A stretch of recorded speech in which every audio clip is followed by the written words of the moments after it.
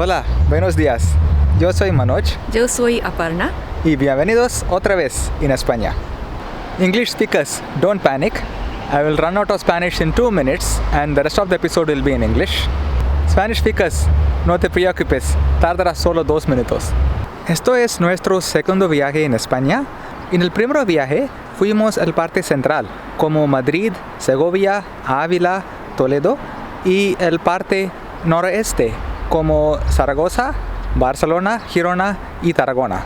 El segundo viaje es un road trip. Vamos a visitar las pequeñas ciudades en el noroeste de España.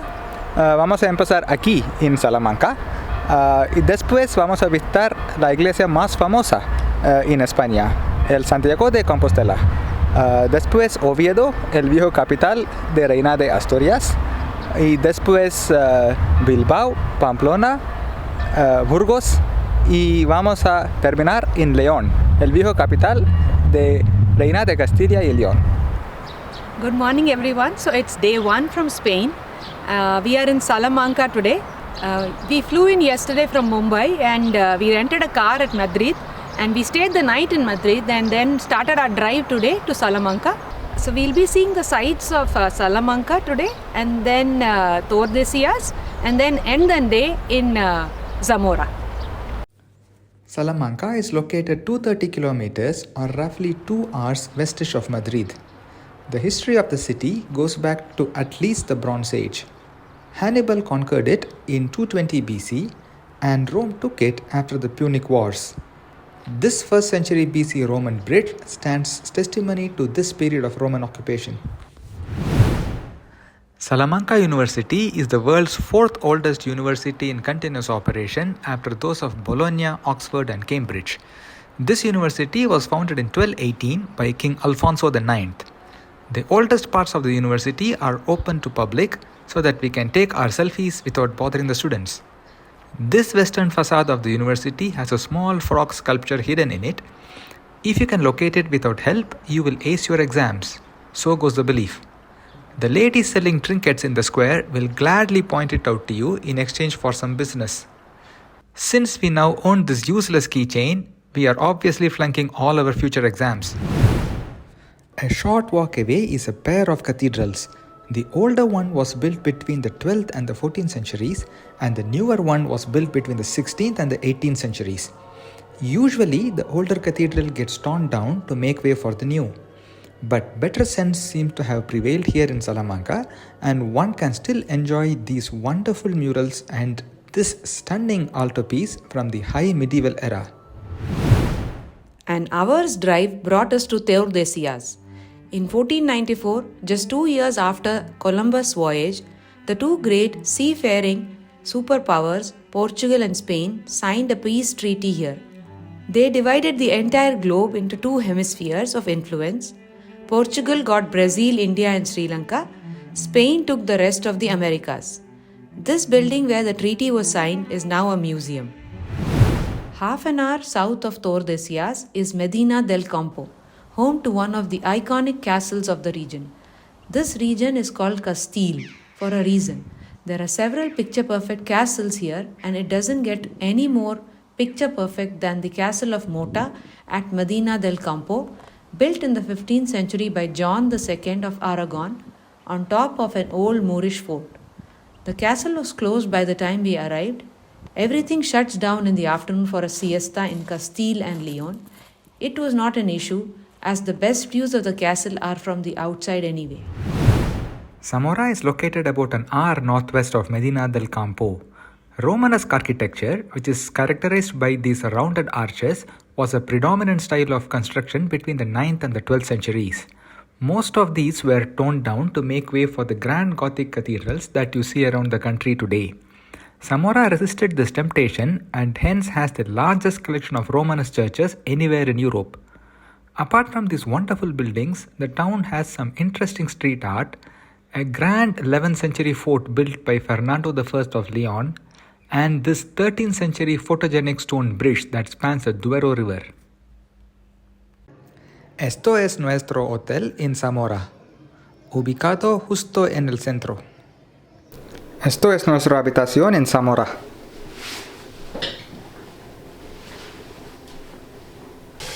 Y esto es el baño.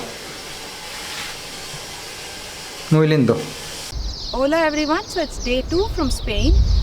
We are driving to Santiago de Compostela today, and on the way we have stopped at Valladolid. I'm standing in Plaza Mayor in Valladolid. An hour's drive brought us to Valladolid. This was the capital of Habsburg Spain between 1601 and 1606. This was also the place where the Catholic monarchs got married in 1469. Their union paved way for the unification of Spain.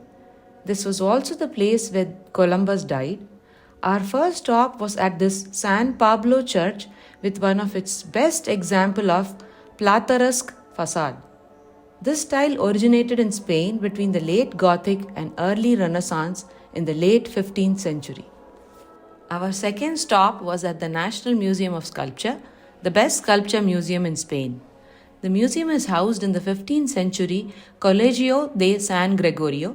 The building with its Plateresque facade, a monumental staircase, a large patio with a pretty little cloister on top is built in a style called Isabelline Gothic, a style that emerged during the reign of the Catholic monarchs. Among its collections, the pick were the Holy Burial by Juan de Juni, kept inside the old library of the college, and this wonderful choir stall, which used to be in the church of San Benito de Valladolid. 4 hours on the road brought us to Santiago de Compostela, the third most important church in Christendom after Jerusalem and the Vatican. The apostles of Jesus headed to various parts of the world to spread his word. Thomas came to Mylapore, while James came to Iberia. James is Jacob in Hebrew, and Sankt Jacob became Santiago in Spanish. His remains are believed to have been brought here after his martyrdom. In the early 9th century, this legend was ratified by the king of Asturias, and the first church was built to house the remains. Countless kings, nobles, counts, marquises have made the pilgrimage here before continuing on to fight in the Crusades. Esto es nuestra habitación en Santiago de Compostela. Esto es el baño. Tiene un bidet. Hola everyone, so it's day 3 from Spain. We are driving to Oviedo today, and on the way we have stopped at Lugo, and I'm standing next to the Roman walls of Lugo. Lugo is located little over 1 hour east of Santiago de Compostela. The Roman conquest of Iberia lasted 200 years from 220 BC to 19 BC. Several military camps were established in its process. One such camp was established in 13 BC by Paulus Fabius Maximus, who called it Lucus Augusti, which got corrupted to Lugo. One of these two chaps is the founder Maximus. During the 3rd century AD, between 263 and 276 to be precise, the town got its famed walls to protect it from the Germanic invaders. The 2-kilometer long wall is in excellent condition, the best preserved Roman walls anywhere in the world. It is wide enough to walk and jog all the way around it, and the favorite place for the locals to get their morning exercise. Walking the walls at daybreak, enjoying the great views into and out of the town was the best experience of the trip. An hour's drive from Lugo brought us to the coast. We now take a short break from history, but not from cathedrals. The beach we headed to is called the Cathedrals Beach, thanks to the several arches that line its coast. These are, of course, sculpted by nature and not humans.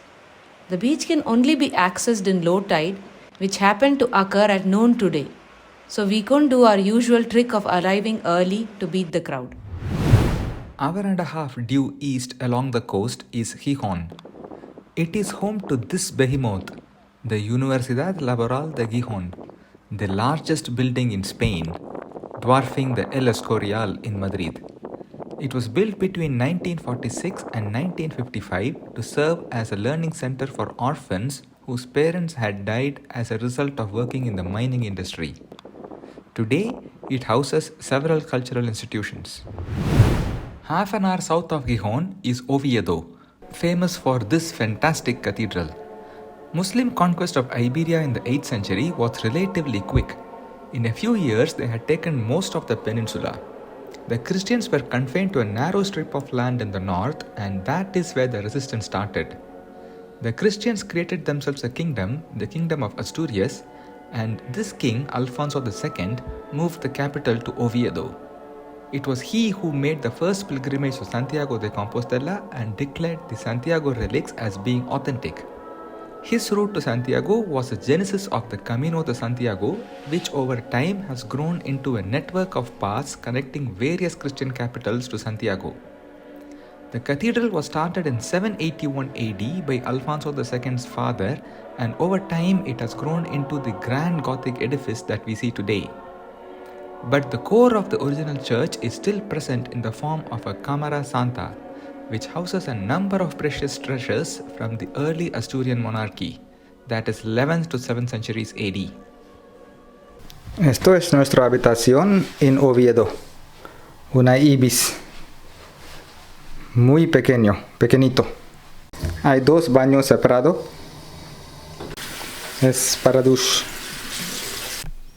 Hola everyone, so it's day 4 from Spain. So we are driving to Bilbao today, and on the way we have stopped at a viewpoint in the peaks of Europa National Park. This morning, to our great sorrow, we learned that My Fair Lady had lied to us. Rain in Spain happens mainly in the mountains. The incessant drizzle washed out our planned scenic drive through the Picos de Europa National Park. On the positive side, we could make it to our 10 a.m. appointment at our next destination. This was the scenic route, and the destination was Las Monedas. We are now in Cantabria, where several millennia ago, early humans had left some of the most astonishing cave art found anywhere in the world. The most famous of these caves is Altamira, so famous that the authorities had to shut it down as the human breath had started destroying the fragile paintings. Thankfully, some of the lesser-known caves are still open to the tourists, but the numbers are heavily controlled and one needs to book months in advance to get permission to visit them. We had applied a couple of months earlier, which could only get us into Las Monedas, the cave with the least ancient and the least number of paintings. There were just a couple of horses, and they date back to only 11,000 BC. But coming face to face with these precious paintings in a dark cave lit only by a single flickering handheld torch was a truly moving experience. There is also a new Altamira, a new cave created in 2001, which faithfully replicates the drawings of the original. Even this one needs prior booking, weeks not months. The paintings here are indeed truly breathtaking, and one can easily see why the original had to be closed to public. The originals date back to 36,000 BC, and it is a miracle that anything at all has survived to our day. In just half an hour, we jumped from ultra-ancient to modernism. This is El Capricho, another Antoni Gaudi's masterpiece. It was built between 1883 and 1885 for the summer use of a wealthy client, Maximo Diaz de Quijano. It is one of Gaudi's early works and one of the few that he created outside Catalonia. It is time now to enter the Basque region, and we entered the day at Bilbao, home to one of the iconic buildings of the 20th century, the Guggenheim Museum. Designed by Frank Gehry and completed in 1997, the building has single-handedly put Bilbao on the tourist map. Frankly, we would have drove past Bilbao if not for this masterpiece. The building and its equally famous puppy, a 13-meter-tall topiary sculpture of a West Highland Terrier, both exceeded our expectations. No matter how many pictures of them you have seen before, the real ones does indeed take your breath away. Nuestra habitación en Bilbao, otra ibis, más o menos la misma habitación como ayer, y una toaleta y el doble baño. Our breakfast was mostly store-bought bagels and an occasional churros con chocolate or a croissant con café. Lunches and dinners were usually pizzas. We were lucky enough to find 2 places that offered vegan versions of the famous pinchos. These were made from potatoes, hummus and red peppers. They were truly delicious. Hola everyone, so it's day 5 from Spain. We are driving to Pamplona today. On the way, we are stopping at a few small towns, and the first one being San Sebastian. 1 hour east of Bilbao is San Sebastian, one of the most famous beach towns in Spain. We parked by this Plaza de Oquendo. This Antonio de Oquendo is the one who lost the Battle of the Downs, the battle that ended the Spanish supremacy over the seas. We then walked to the Basilica to take the famous Instagram shot. And finally, we reached the city's famous La Concha beach. Not the best of the days to be at the beach, but good enough to check it off our bucket list. We backtracked to visit Guernica as its assembly hall doesn't open till 10:30 am. In 1937, Hitler used Guernica as a testing ground for the new technology of carpet bombing. The horrors that Guernica was subjected to was vividly captured by Picasso in his famous namesake painting, which we saw on our earlier trip. Seen here is its Casa de Juntas, or the Assembly Hall. It was built between 1826 and 1833. Its prime attraction is its central hall with its gigantic stained glass ceiling. Completed in 1985, the glass depicts the tree of Guernica, a symbol of Basque liberties and a traditional meeting point for the municipalities of Basque. We have never seen a ceiling covered by stained glass. A 2-hour drive brought us to Pamplona. The city is famous for its running of the bulls that happens every year in July. In 74 BC, the Roman general Pompey camped here during his campaign against Sertorius, and hence the name of the city. In 824 AD, the kingdom of Navarre was born, and Pamplona served as its capital. This Plaza de Castillo is where the original fortification of the city stood. Navarre remained more or less independent till 1512, when it was annexed by the Kingdom of Spain. This citadel was constructed shortly after in 1571. The present Pamplona Cathedral was built between 1394 and 1501. 3 former cathedrals stood here in the past. The first was destroyed by Cordoba Caliph Abdur Rahman II in 924 AD, and the subsequent ones were demolished to make way for the newer buildings. In its center, the cathedral houses the tomb of Charles III of Navarre and Eleanor of Castile. The cathedral also has an outstanding cloister and a large refectory. This cathedral alone makes the trip to Pamplona worth all the effort. Esto es nuestra habitación en Pamplona. Es como una ibis. Aquí es la toaleta. Hay 2 baños. Esto solo para dush. Good morning everyone. So it's day 6 from Spain. We are driving to Burgos today, and on the way we have stopped at the capital of Basque province, Vitoria-Gasteiz. 1 hour west of Pamplona is Vitoria-Gasteiz, the capital of the Basque region. This is Plaza de la Virgen Blanca. The monument in the middle commemorates the 1813 Battle of Vitoria. The victory led to the eventual defeat of Napoleonic France in the Peninsular War. We have seen some pretty street art in Zamora and Lugo, but those pale in comparison to Vitoria-Gasteiz. In 2007, a bunch of artists got together and decided to fill the vacant walls of the city with gigantic murals, and the result is one of the most fascinating open-air museums in the world. The murals alone were enough to make the entire trip to the Basque region worth the effort.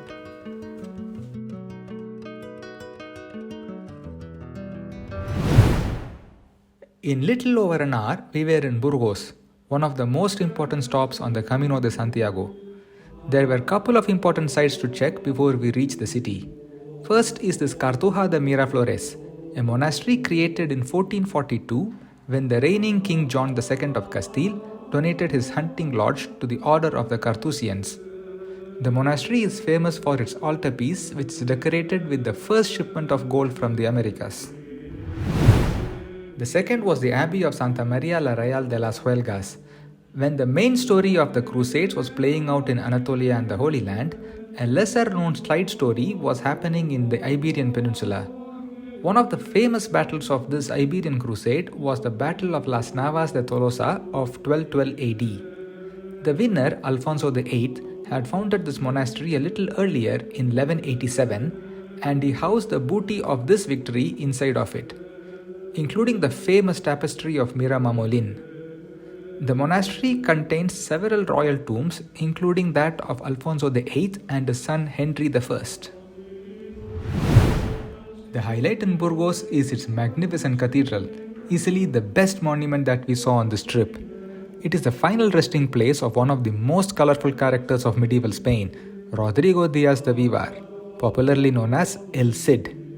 His name is the corruption of Arabic As-Sa'id, which means the master. He was a mercenary, constantly shifting his allegiance between various rulers. His finest hour came when he defeated the Almohads at the Battle of Cuarte in 1094, showing the Christian world that the mighty Almohads can be beaten. The epic poem El Cantar de Mio Cid, recounting his life history, is the earliest surviving work in Spanish, or rather Castellano. The other must-sees in Burgos is this Arco de Santa Maria, built in the 16th century by Charles V, the Holy Roman Emperor. This tree-lined promenade of El Paseo de Espolón, and the Castillo with this panoramic view of the Burgos Cathedral. Esto es nuestra habitación en Burgos. Habitación es un poquito largo. Esto es el baño. Hay un bidet. Hola everyone, so it's day 7 from Spain. We are going to see a few more small towns today and then spend the night in Leon. And I'm standing next to the cathedral in Astorga. This morning we drove 2 hours west to Astorga. This is yet another city founded as a Roman military camp during the Cantabrian Wars. These Roman walls were built during that time. The most impressive building in Astorga is its cathedral. A Romanesque cathedral was built here in the 11th century. That was torn down to make way for this Gothic cathedral in the 15th century. The most impressive parts are its facade and its altarpiece. Near the cathedral is an episcopal palace designed by none other than Antoni Gaudí. It was built between 1889 and 1913. The earlier one was destroyed by a fire. Leon is just half an hour away from Astorga, and we started our sightseeing at the Basilica de San Isidoro. Founded in the 10th century, the basilica houses the royal pantheon, or the funerary chapel of the kings of Leon. The chapel is covered with exquisite murals, a rare example of Romanesque art in the country. Photography isn't allowed there, so come see them for yourself. This is Casa Botines, designed by Antonio Gaudí and constructed between 1891 and 92. Now we have seen all of Gaudí's buildings and we can claim a Gaudí bingo. With the Casa Botines, Gaudí wanted to pay tribute to Leon's emblematic buildings. Therefore, he designed a building with a medieval air and numerous neo-Gothic characteristics.